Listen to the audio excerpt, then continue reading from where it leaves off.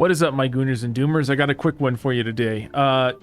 Payment processors are pulling some tomfuckery and trying to restrict your freedom of speech and expression yet again unilaterally as a corporate entity, which I find personally disgusting, and I don't want to see any defense of this anywhere in the comment section whatsoever. I don't want to hear any nonsense about it just being about lolly stuff or any other justifications. At the end of the day, this is a corporate entity unilaterally deciding what you and I can and cannot consume in the privacy of our own homes, which is harming no one. No one should ever defend this. I don't want to hear it. Anyways, don't want to waste time. Let's just get into the story. Payment processors force Japanese retailers to remove adult games indefinitely. Payment processors are continuing to throw their weight around with Surugaya, I think that's how you say that, pulling down their online shop for adult games in Dojin.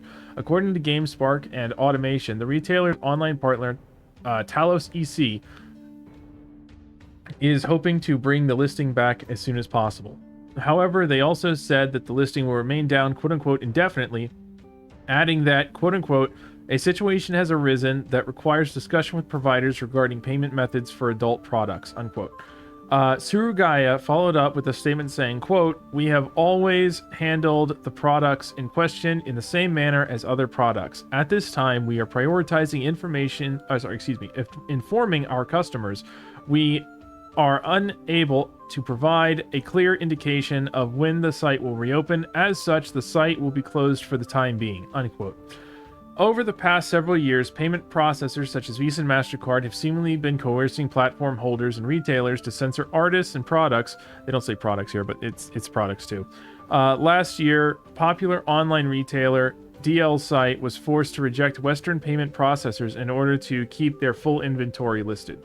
Steam has even gotten involved when earlier this year, payment processors allegedly refused to handle payouts to the creators of adult games sold on Steam. Japanese politicians like Taro Yamada and Ken Akamatsu, I think I'm pronouncing that right, have pushed back with minor success.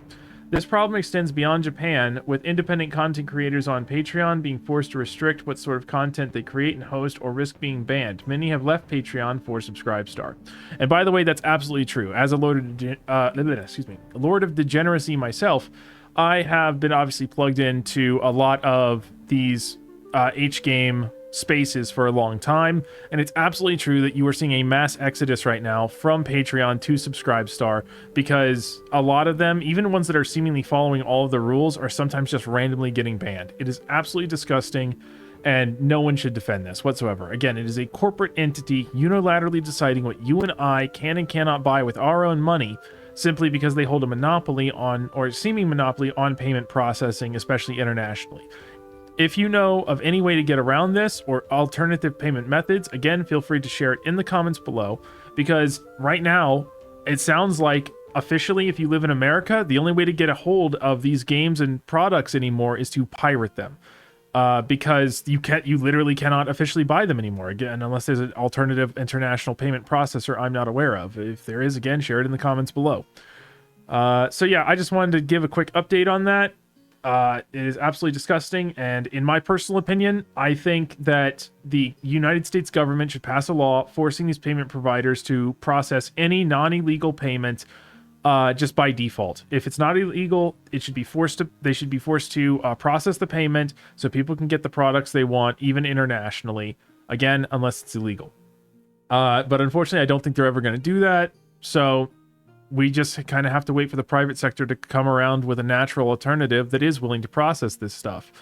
And then Visa and MasterCard will lose their power as soon as something like that exists. And again, if you know of something like that, drop it in the comments. All right, thank you.